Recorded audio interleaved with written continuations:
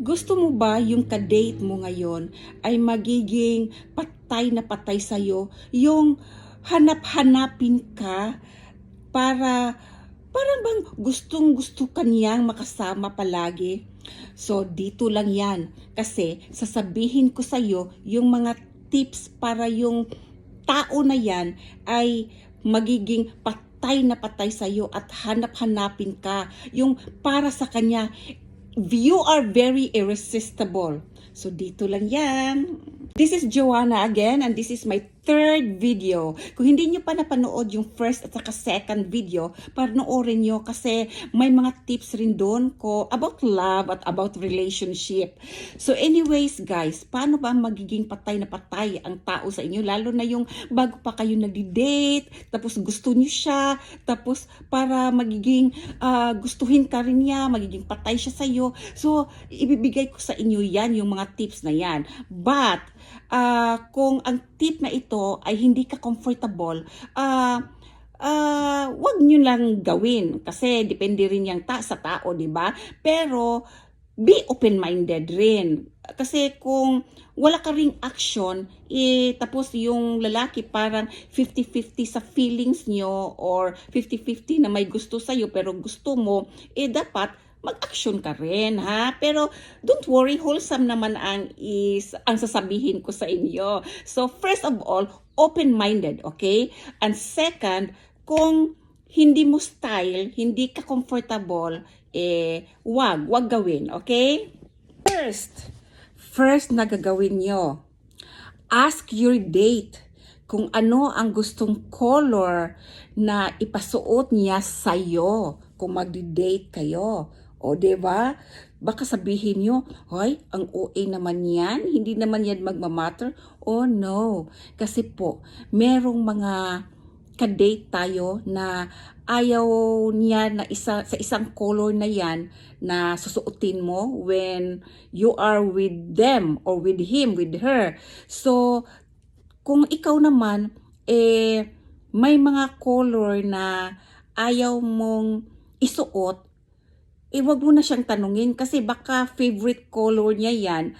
Tapos, tinatanong mo siya, like for example, ayaw mo ng orange or ayaw mo ng black. Usually, date is black and white or gray, mga neutral color. Sometimes, there are people who like red.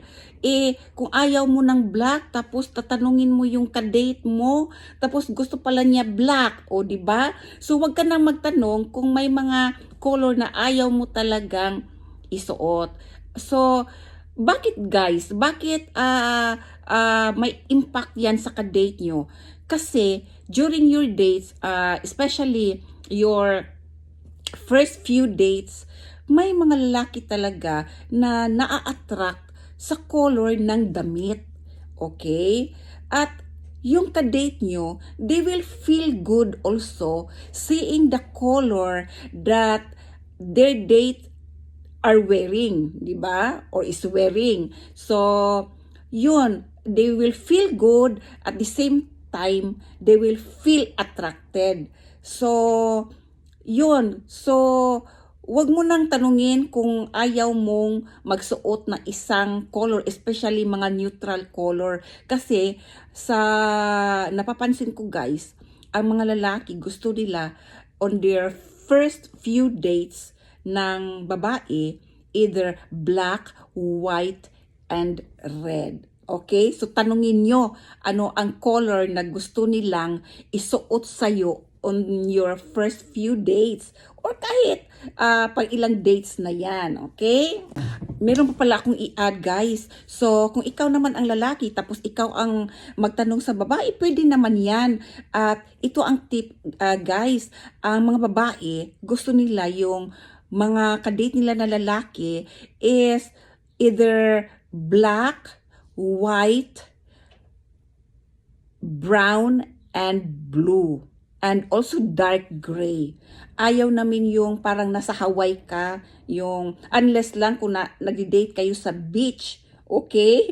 So okay lang yan. Pero like dinner or going in a place quiet, like in a restaurant, in a cafe. We like neutral colors. Wala po yung color na violet, lavender. Ayaw naming mga ganyan. So kung ikaw ang lalaki at magtanong ka ng babae, usually lang isasagot po sa mga babae yan. Black, white, brown, dark gray, and dark blue. Okay? Third, dapat mabango tayo, guys. Yes. And I'm not saying na perfume ka agad. Pwede naman po tayong maging mabango dahil sa lotion natin or light cologne or sa shampoo natin. Ganyan. Basta we smell good and fresh. Huwag naman yung very powerful na amoy. Kasi may mga tao rin na hindi na-attract sa mga very strong scent. So, bakit guys nakaka-attract ang smell? Kasi syempre, nagdi-date pa kayo. If you smell bad, ano yan? Nakaka-lower yan ng attraction. Syempre, hindi nyo pa kilala, nagdi-date pa kayo. First impression last naman, di ba? Or second meet, third meet. So, talagang magpa-impress kayo. So, if you smell bad, talagang makaka-lower yan ng attraction ng tao. But, if you smell good, nakaka-increase yan ng attraction. So, hindi rin lahat ng scent hiyang sa inyo. Kasi, depende rin yan sa tao na kahit mga expensive perfume, hindi lahat bagay sa atin. So, dapat maging rin kayo, mag-experiment kayo kung kung may incoming dates kayo, mag-experiment kayo sa mga scent na bagay sa'yo. Paano nyo malalaman yan? Siyempre, like for example, you will wear that kind of perfume or scent, any kind of scent that you like. So, tanungin mo ang mga male friends mo or kahit yung brothers mo, family nyo, kung bagay ba sa'yo ang scent na yan. Dapat ilalagay mo rin sa skin mo. Tapos sabihin mo, what do you think of this scent? So tapos next na naman, ibang scent na naman. Tapos tanongin niyo naman yung tao na yan. Tapos sabihin mo sa kanya na be truthful. Kung meron akong different kind of scent, tapos sabihin mo sa akin kung ano talaga ang scent na napabagay sa akin, yung parang fresh ang dating. Ganyan guys. So, tapos may iba rin na, di ba, may problema internally, yung may baho talaga sila sa body nila. So, ano yan, I think kung ipiprepare nyo talaga, lower yung diet nyo ang i-adjust nyo. Pero, I think it will take time to have the effect. So, ang gagawin nyo na lang dyan, maligo na lang po kayo. Everyday, maligo kayo. Tapos, sabon. Tapos, dapat meron kayong deodorant. So, guys, deodorant rin ha. Kasi, iba talaga ang amoy kung nangangamoy ang kilikili natin. So, yun, maligo. Tapos, wear a deodorant. Tapos, yung perfumes or cologne or kahit lotion, yan guys, smell good talaga. It will attract your partner or your dates. So, yun ang third. Wala akong i-add guys sa mga smells good na yan. Hindi lang sa body, pati dito, yung natin, hininga natin, dapat po mag-toothbrush naman po kayo ha, bago kayo mag-date or kahit kung hindi kayo sanay mag-toothbrush everyday, please be prepared at before your date, brush your teeth talaga. Kung pwede 3 times a day para preparation for your date. Tapos gargle, ganyan. Before kayo makipagkita sa kanya, brush your teeth, tapos gargle. Yun po, dapat you smell good. Tapos yung isusuot nyo, dapat bagong laba. Or hindi yung ano na, second wear na. Wag naman ganyan, guys. Dapat i-prepare nyo na, ano talaga, bagong laba, tapos fresh. Hindi yung amoy, amoy panis, di ba? So, wag naman po yan, ganyan. I-prepare nyo po talaga na you smell good, not only in your skin, in your body, but also your hygiene. Yun, guys. Fourth, try to make physical touch. Yes, but, wag naman yung physical touch na kung saan-saan na lang mapupunta tong kamay nyo, ha. Wag naman po yung below the belt, yung dito lang shoulder, or maybe here, mga ganyan, or a little bit in the arm or in the hand. Wag naman yung parang you are very dominant. Wag naman po.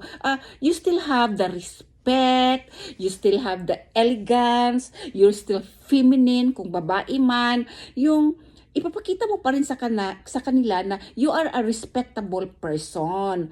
So, kasi, bakit attracted yan sa ibang tao? Kasi, kung meron pong a little bit of touching, parang comfort kasi yan. Like, yung topic nyo, it's about having a hobby, yung mga likes nila, and then it seems that you are interested and you are pleased sa mga sinasabi nila. So sasabihin mo lang ganyan, oh, you are so good in that area, keep doing it because you will be very successful soon. Mga ganyan lang. Wag naman yung kung saan na papunta. Tapos, kung meron mang tao na iba yung take up nila sa ganyan, parang feeling mo gusto na makipagtalik sa inyo, tapos hindi ka naman open sa ganyan, talagang sasabihin mo sa kanila na hindi ka pa sa ganyan. You just want to know the person, to know him or to know her, at it doesn't mean na papunta ka na sa ganyan na stage. Tapos, kung ang tao po, especially kung ikaw ay babae, kung ang tao, ang lalaki ay really wants to know you and have respect sa inyo, ano yan, irerespeto yan kung ano ang gusto at desisyon mo. So, yun lang, guys. Hindi yung touch na aggressive or sexual attempt, mga ganyan. Yung mga ano lang, friendly, or just to let the person know. Kasi may mga tao po talaga na they feel good with a simple and light touch. Kasi it means that it means that you validate the things that they said and you appreciate it. So, mga ganyan. Okay, guys, that's the fourth one. Number 5, be fun, be feminine, and be positive. Yes, fun. Ano yung fun? Wag naman yung fun na parang bungis-ngis na tayo, ha, girls? Yung fun na, kasi kung serious na serious ka, baka ang tingin o ang pag-iisip ng ka-date nyo, hindi kayo interested sa kanya. So, dapat, put a little fun in your conversation naman. Pero, wag naman yung OA, wag naman yung nagjo-joke ka, tapos ang bungis-ngis mo, 'di ba? Yung tumaliksik na yung laway mo, mga ganyan. Still be feminine. Yung you talk in a regular volume, regular voice. Wag naman yung high volume yung voice mo. Wag naman ganyan. Still fun. You make humor, there are humor in your conversation, and then smile a little bit, tapos feminine pa rin, pero wag naman yung OA na feminine na para kang ano, ha, yung hindi na makagalaw, yung feminine pa rin na nakaganyan ka, tapos you still act feminine, but at the same time you are funny, ganyan. Tapos positive, ano yung positive? Kung mag-uusap kayo, guys, wag naman yung conversation mo, yung sasabihin mo, palaging negative na lang. Mga like, you will say, I don't like this food, I don't like this color, I don't like this smell, I don't like this animal, mga ganyan. Instead, yung don't, replace it with positive. Like for example, I like hamburger instead of saying I don't like hamburger, ganyan. So affirmative po yung mga positive. So I like going to the beach instead of I don't like going to the beach, ganyan. So I do like, not I don't like, mga ganyan.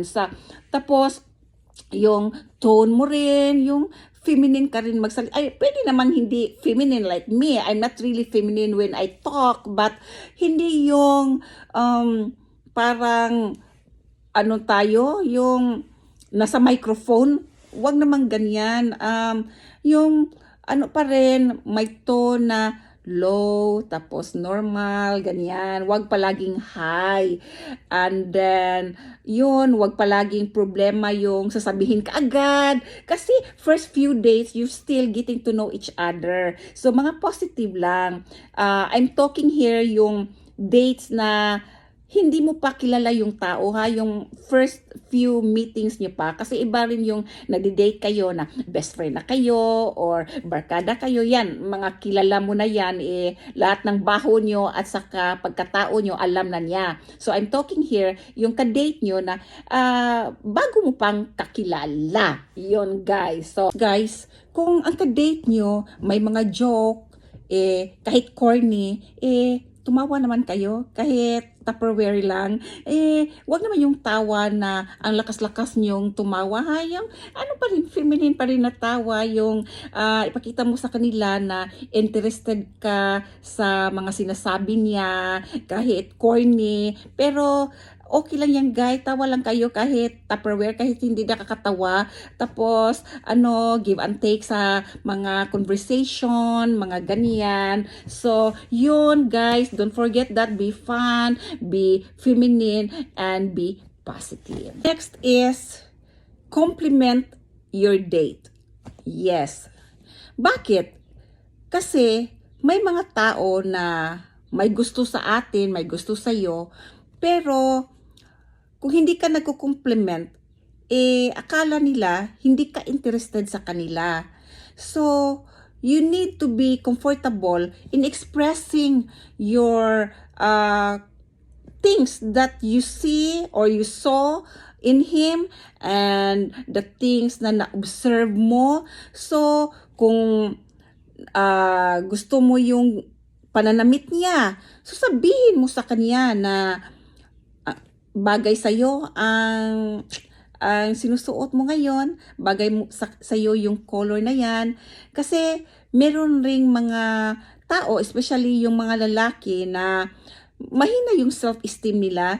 At although may mga tao, may mga ibang, like example, the guy looks good, may mga ibang babae na nag-compliment sa kanila, pero walang way yan sa kanila dahil ang gusto nila na mag-compliment sa kanila yung babae or yung tao na may gusto rin sila.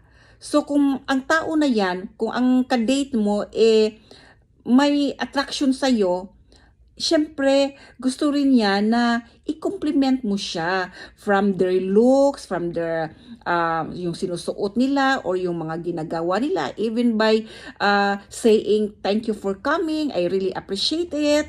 So, kung mag-compliment naman kayo guys, wag naman yung plastika na kahit hindi maganda, isasabihin mo. Yun namang totoo. Tapos, if wala talagang ma-compliment, like, he doesn't dress well, but you see something that is good from him, like his manners, or he is very respectful, or maybe he smells good, so you can say the other things.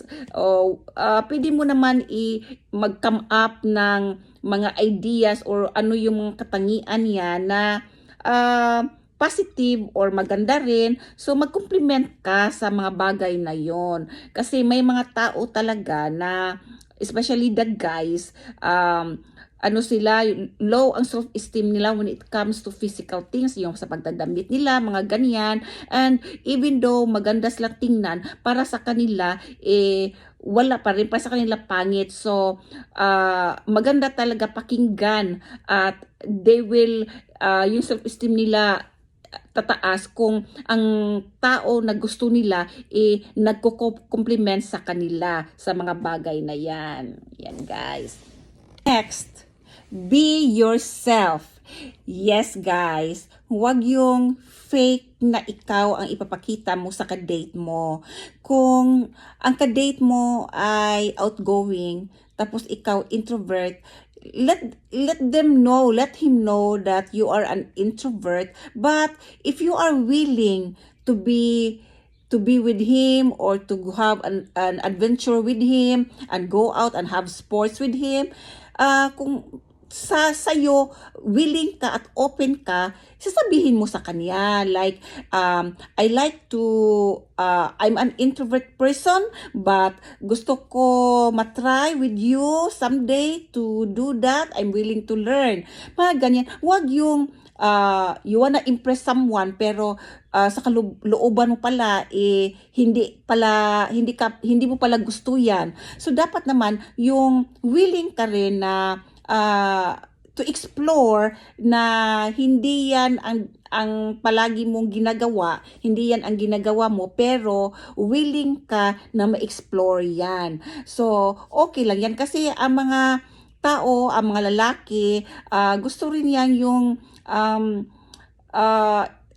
personality na iba sa kanila, yung authentic ka, yung different ka sa kanila. So, be authentic kasi may mga tao talaga, mga lalaki na gusto na ang partner nila ay iba sa kanila. So, be authentic. But, if you are open to explore more, then tell them. So, wag yung mag-a-adjust ka and then just try to impress your date kahit hindi ka naman ganyan, iba na rin yan. So, be authentic and be yourself. But if you want to improve, then tell your date that hindi ko pa naranasan yan, but I'm really willing to do that. Ganyan. So, be open, be honest, ganyan, and be yourself. Do not change your personality. Pero, like for example, you don't want yung personality mo, hindi ka talaga nagko-compliment sa tao, it doesn't mean na hindi ka na rin magko-compliment. So, you can improve yourself for the goodness at for the betterment para sa sarili mo at para na rin sa karelasyon mo someday or sa ka-date mo. Kasi even though hindi ka nagko-compliment, hindi ka masyadong ganyan, ayaw mo talaga, hindi rin maganda yan. So, pwede ka rin mag-adjust if you are willing. And lastly guys,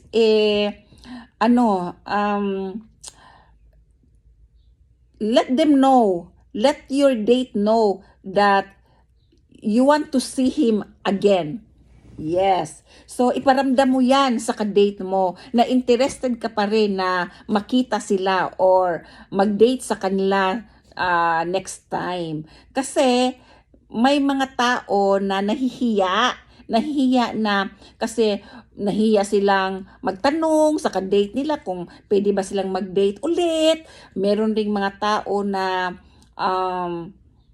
ayaw ng rejection, nahiya rin na ma-reject sila, baka sasabihin na hindi kita gusto, mga ganyan. Pero kung interested ka sa tao, tapos hindi yun nag-open up sa'yo, ikaw na ang mauna kung interested ka talaga sa tao. Kasi baka ang taong yan, nahihiya rin katulad mo. So, very simple lang guys. Ang sasabihin mo lang, I want to see you again. Mga ganyan lang, di ba? So, yan. Kasi ang taong ka-date mo, kung interested rin sa'yo, they will feel good.